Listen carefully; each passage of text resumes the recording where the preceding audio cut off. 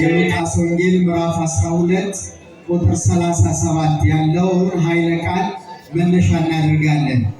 ብፁዓን እሙንቱ አግብርት፣ እነዚህ የተመሰገኑ ባሮች ናቸው በሚል ኃይለ ቃል ነው የምንማረው። እንደሚታወቀው የተወደዳቸው ኦርቶዶክሳውያን በቤተ ክርስቲያናችን የዘመን አቆጣጠር ክፍለ ዘመን መሰረት እያንዳንዱ ወቅት የተለያየ ትምህርት የምንማርበት እንዲሆን አባቶቻችን ስርዓት ሰርተውልናል። ዘመነ ጽጌን ከፈጸምን በኋላ ከህዳር 7 እስከ ታኅሳስ 6 እስከ ነገው ያለው ጊዜ ዘመነ አስተምህሮ ይባላል። ስለ እግዚአብሔር መሐሪነት፣ ስለ እግዚአብሔር ይቅር ባይነት የሚነገርበት የሚሰበክበት ወቅት ነው። ይኸውም አስተምህሮ ዘነቢያት ይባላል። በውስጡ ልክ እንደ አብይ ጾም ቅድስት፣ ምኩራብ፣ መጻጉዕ፣ ደብረ ዘይት የሚባሉ ሰንበታት ያሉበት ወቅት ነው። ስለዚህ ባለፉት ሳምንታት ቅድስትን፣ ምኩራብን፣ መጻጉዕን አሳልፈናል። ዛሬ ደግሞ የዘመን አስተምህሮ የመጨረሻው ሰንበት ስለሆነ ጌታ ዓለምን ለማሳለፍ ሲመጣ ስለተመሰገኑ ባሮቹ በተለይ በጎ ሲሰሩ ላገኛቸው ባሮቹ የሚከፍላቸውን ዋጋ በተመለከተ ቤተክርስቲያን የምታስተምርበት ዕለት ነው ማለት ነው።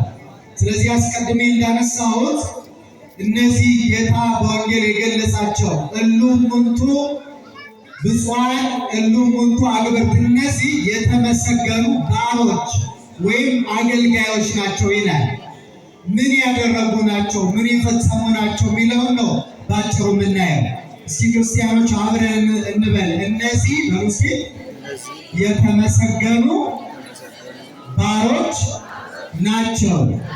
እነዚህ የተመሰገኑ ባሮች የሚባሉት መላእክት፣ ሐዋርያት፣ ነቢያት፣ ጻድቃን፣ ሰማዕታት፣ ቅዱሳን እግዚአብሔርን በሚገባ ያገለገሉት ሁሉ የተመሰገኑ ባሮች ይባላሉ። የኦርቶዶክሳዊነት የክርስትና ዋና ዓላማ በሰው ዘንድ አይደለም፣ በእግዚአብሔር የተመሰገን መሆን ነው። እግዚአብሔር ሲያመሰግነን ሁሉን ስለሚያውቅ እንደ ስራችን ስለሆነ ቅዱሳኑን አብነት አድርገን ኑ እናንተ የአባቴ ቡሩካን ብሎ የሚያመሰግነን እንዲሆን አምላካችን በቸርነቱ ይርዳል። ስለዚህ በዛሬ ወንጌል ውስጥ ብፁዓን እሙንቱ አግብርት እለ ይረክቦሙ ሶበ ይመጽእ እግዚኦሙ፣ ጌታቸው አምላካቸው ፈጣሪያቸው ዓለምን ለማሳለፍ በመጣ ጊዜ እለ ይረክቦሙ እንዘ ከመዝ ይገብሩ ወይተግቡ፣ እንደዚህ ሲያደርጉ የሚያገኛቸው ባሮች አገልጋዮች የተመሰገኑ ናቸው ይላል። አምላካቸው በመጣ ጊዜ ዓለምን ለማሳለፍ እንዲህ ሲያደርጉ ያገኛቸው ባሮች የተመሰገኑ ናቸው ይላል። ክርስቲያኖች ምን ሲያደርጉ ያገኛቸው ባሮቹ አገልጋዮቹ ቅዱሳኑ ናቸው የተመሰገኑ የሚባሉት ሚለውን እናንሳ። 4 ነገሮቹ በወንጌል ተጽፈዋል። ስንት ነገሮች? 4 ነገሮች በወንጌል እንዲህ ሲያደርጉ የተገኙ በእግዚአብሔር ዘንድ የተመሰገኑ ናቸው። ሁሉምኔ ከኔ ሂዱ አይባሉ፣ ወደ እኔ ኑ ነው የሚባሉት። ለዘላለማዊ መንግስቱ ያበቃቸዋል። እንደ ጻድቁ አቡነ ገብረ መንፈስ ቅዱስ ያሉት የተመሰገኑ ባሮቹ ይባላሉ። የእግዚአብሔር አገልጋዮቹ ምን ሲያደርጉ ነው ያገኛቸው ሲባል፣ አንደኛ ቅንቱ ሀቆ ልብክሙ ወህትወ ማኅተዊክሙ ይላል። ምን ሲያደርጉ የተገኙ መሰላችሁ? አንደኛ ወገባቸውን ታጥቀው የተገኙ ናቸው ይላል ወንጌሉ። እየሰማችሁ ነው? ምናቸውን የታጠቁ? ወገባቸውን ታጥቀው የተገኙ ቅኑት የልባቸውን ወገብ የታጠቁ ናቸው። ለዚህ ነው ብፁዓን የተባሉት። ክርስቲያኖች የመጨረሻው በክርስትና ዓለም የመጨረሻው ድል የሚባል በእግዚአብሔር ዘንድ ብፁዕ መባል ነው። ብፁዕ ንዑድ ክቡር መባል ነው። ስለዚህ ምን አድርገዋል ከተባለ ወገባቸውን ታጥቀው ነበረ ይላል። ቅንቱ ሀቆ ልብክሙ፣ የልባቸውን ወገብ የታጠቁ ነበሩ። እጅግ በጣም የበረቱ በጽድቅ ነበሩ። ለዚህ ነው ለንጽሕና የበቁት። ወገብን መታጠቅ ምንድን ነው ካላችሁኝ፣ ክርስቲያኖች በቤተ ክርስቲያን መምህራን ሊቃውንት ትርጓሜ ወገብን መታጠቅ ማለት ንጽሕናን ገንዘብ ማድረግ ማለት ነው። ምንን ገንዘብ ማድረግ? አያችሁ፣ ብፁዓን ያስባላቸው ንጹሕ መሆናቸው ነው ማለት ነው። እና አቡነ ገብረ መንፈስ ቅዱስ ከዓለም ርኩሰት ሁሉ ንጹሕ መሆናቸው ብፁዕ ለመባል አብቅቷቸዋል።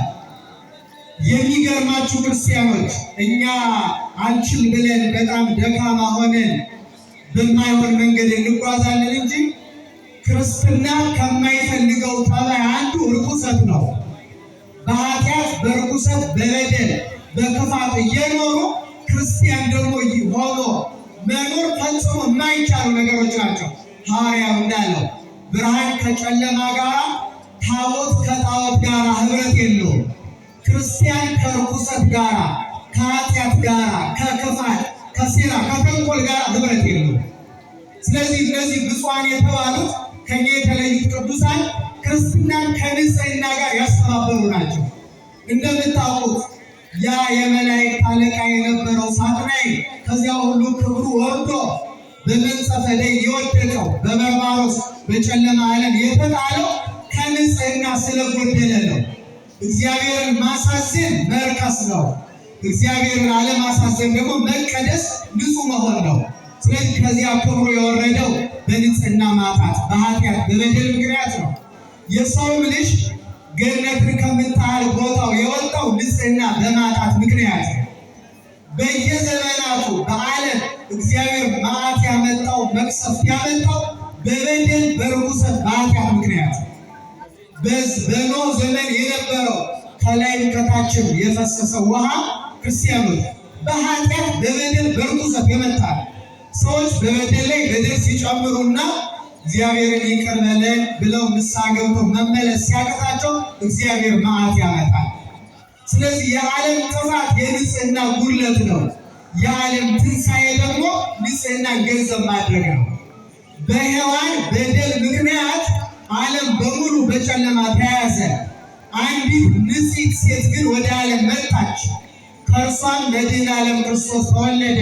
በእርሷ ንጽሕና ምክንያትም ዓለም ከጨለማ ወጥቶ ለብርሃን በቃ። እሷ ማናት? ማናት እሷ? ወይ በደንብ አመስግኖት ወይ ተውት። ማናት እሷ? አያችሁ፣ ንጹሕ ሰው ዓለምን ይታደጋል። በበደል ላይ በደል የሚጨምር ግን በሱ ምክንያት ለዓለም መዓት ያመጣል። በምንኖርበት ዘመን የሁሉ መከራ፣ የሁሉ በደል፣ የሁሉ ስቃይ በምን መጣ ከተባለ የመጀመሪያው ሰዎች ከእግዚአብሔር ጎዳና ሸሽተዋል። ንጽሕና ተረስቷል። ንጹሕ ሆኖ ንስሐ ገብቶ በጽድቅ ጎዳና መመላለስ ተረስቷል። ስለተረሳ እግዚአብሔር ቁጣውና መቅሰፍቱን ገልጧል። በሰብአ ሰዶም ወገሞራም ጊዜ ሰዎች እግዚአብሔርን ሲበድሉ ወንድ ከወንድ ሴት ከሴት በእኛ ዘመን እንደምናየው ሰውነታቸውን ሲያረክሱ እግዚአብሔር ከሰማይ እሳት አመጣ። ስለዚህ የእግዚአብሔር ምሕረት በእኛ እንዲገለጥ ንጽሕና የግድ ነው። መዓቱ ደግሞ እንዲመጣ ከተፈለገ ሰው ወደ ርኩሰትና ወደ ኃጢአት ነው የሚገሰግሰው። ስለዚህ ምን አለ ጌታ በወንጌል? እነዚህ እንዲህ ሲያደርጉ የተገኙ ባሮች ክርስቲያኖች፣ ምዕመናን ንዑዳን ክቡራን ናቸው፣ ብፁዓን ናቸው። ምን ሲያደርጉ? ወገባቸውን ታጥቀው የተገኙ። ታውቃላችሁ ክርስቲያኖች፣ የሰው ስጋዊ ፈቃዱ ከወገቡ ነው የምትቀሰቀሰው። ስለዚህ ታጠቁ ወገባቸውን የተባለው ንጽሕናን ገንዘብ አድርጉ፣ ከኃጢአት ተለዩ ማለት ነው። ሊቀ ሐዋርያት ቅዱስ ጴጥሮስን የሐዋርያት ሥራ ምዕራፍ 12 ላይ ታስሮ ሳለ ይላል የእግዚአብሔር መልአክ ከሰማይ ወርዶ ወደ እስር ቤቱ ገብቶ ተኝቶ ነበርና ጴጥሮስን ጎኑን መታ መታ አርጎ ቀስቅሶ እንዲህ ነበር ያለ፣ ወገብን ታጠቅ ነው ያለው። ምንን ታጠቅ? ባለ ነገሩ ምን? ወገብን፣ ንጽሕናን ገንዘባል፣ ከኃጢአት ተለይ ማለት ነው። ስንቶቻችን በዘመናችን ከኃጢአት ለመለየት ጥረት እናደርጋለን። የመጀመሪያው ይሄ ነው። ክርስቲያን ብፁዕ ለመባል የጌታን አገልጋዮች ጻድቃኑ፣ ሰማዕታቱ፣ ብፁዓን እሙንቱ አግብርት፣ የተወደዱ ንዑዳን ክቡራን አገልጋዮች እነዚህ ናቸው ለመባል ያበቃቸው ወገባቸውን መታጠቃቸው። በእኛ ዘመን እኮ ስንቱ የወገቡን መታጠቂያ ፈቶ እኮ ነው የሚኖረው። ምን ማለት ነው? ከንጽህና ርቆ ንስሐ አባት የሌለው ስንቱ ነው። ንስሐ ሳይገባ ዘመናት የተቆጠሩበት በጣም ብዙ ሰው አለ። ሳይቆርብ ንጹህ ሳይሆን ከዝሙት፣ ከስርቆት፣ ከኃጢአት፣ ከተንኮል ሳይርቅ ዘመን እየተቆጠረ ያለበት ሰው አለ። ታዲያ እንዴት ነው እኛ ብፁዓን መባል የምንችለው? ወዳጆቹ ግን ንጹሐን ናቸው። በዚህ ምክንያት አብን ወልድን መንፈስ ቅዱስን የሚያዝን እነሱ የሚሸከሙት ለመሆን በቃ ጻድቁ አቡነ ገብረ መንፈስ ቅዱስ ንጹሕ ባይሆን ኖሮ አብ አያዝለውም፣ ወልድ አያዝለውም፣ መንፈስ ቅዱስ አያዝለውም። እርሱ ሥላሴን አይሸከምም ነበር። አያችሁ፣ ንጹሕ ሰው እግዚአብሔርን ወደ እርሱ ያቀርበዋል። ከንጽህና የራቀ ግን እግዚአብሔርን እንዳትቀርበኝ ነው የሚለው። በንጽህና መታጠቂያ ታጥቀን ከእግዚአብሔር ጋር እንድንኖር ራሱ የገብረ መንፈስ ቅዱስ አምላክ በቸርነቱ ይርዳል። ሁለተኛ ክርስቲያኖች ወህቶ ማኅተዊክሙ መብራታቸው የበራ የሆኑ ናቸው ብፁዓን የሚባሉት።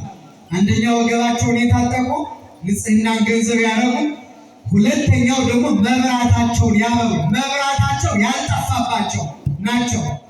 መብራት ምንድን ነው ካላችሁ ሃይማኖት ነው። እስኪ በሉ ምንድን ነው? ሃይማኖት ነው። ቅዱሳኑ ለሃይማኖታቸው የከፈሉት ዋጋ በቃላት አይገለጽም። ሃይማኖታቸው ከእናት ከአባት ከእህት ከወንድም ከአጎት ከአክስት ከሀገር ከርስት ሁሉ በላይ ስለሆነ ገና በሕፃንነቱ የእናቱን ጡት ሳይጠባ በሃይማኖት ምክንያት ጻድቁ ከቤቱ ወጥቶ የእግዚአብሔር አገልጋይ ሆኗል። መብራቱ ያልጠፋበት ሐዋርያ ነው ጻድቁ አቡነ ገብረ መንፈስ ቅዱስ። እኛ ስለ ሃይማኖታችን ብለን ክርስቲያኖች የተውነው ኃላፊ ነገር ምን አለ? ክርስትና እንደምታውቁት የመስቀል ሕይወት ነው። የምን ሕይወት ነው? እስኪ ንገሩ። የምን ሕይወት? የመስቀል ሕይወት ነው። በቅዱሳን እነዚህ ብፁዓን እሙንቱ ሀገር በተባሉት የሃይማኖት ጉዳይ ከሁሉ በላይ ነው። ከሁሉ በላይ ነው። ከማንም በላይ ነው። መብራታቸው እንዳይጠፋ በረሃ ለበረሃ ገዳም ለገዳም ጥሻውን እየጣሱ ዳዋ ተሰው ድምፀ አራዊቱን ጸባእ አጋንንቱን ታግሰው እየታገሉ ኖረዋል። የምን ጉዳይ ስለሆነ ካላችሁ የሃይማኖት። እስኪ በሉ ዛሬ በእኛ ዘመን ሃይማኖት ቀልድ ሆኗል። ሰው ደስ ሲለው ነው የሚያስቀድሰው፣ ደስ ሲለው ነው የሚቆርበው፣ ንስሐ የሚገባው፣ ጉባኤ የሚመጣው ሲመቸው ነው። እነሱ ግን ሳይመቻቸው እየራባቸው እየጠማቸው የዘመን ናፍቆት እያስቸገራቸው ጭው ባለ በረሃ የሌሊቱ ቁር ቅዝቃዜ የቀኑ ሐሩር እያስቸገራቸው ልብስ ሳይለብሱ አይገርማችሁ? ያለ ልብስ 562 ዓመት ሙሉ ልብስ ሳይለብስ ምግብ ሳይበላ መጠጥ ሳይጠጣ እሱ ብቻ ሳይተኛ ቆረ። ሰው 500 ዓመት ሙሉ አይተኛም። ክርስቲያን በገሩ የተጻፈው ይሄ ነው። አንተኛም ይላል። ዘመኑን በሙሉ የተኛው መቼ ነው ካላችሁ የሞተ ቀን ሲያርፍ መጋቢት 5 ቀን ነው የተኛው ጻድቁ። ከዛው እንቅልፍ የለም፣ ምግብ የለም፣ መጠጥ የለም። ለምን ካለ መብራታችሁ የበራ ይሁን ብሏል ጌታ።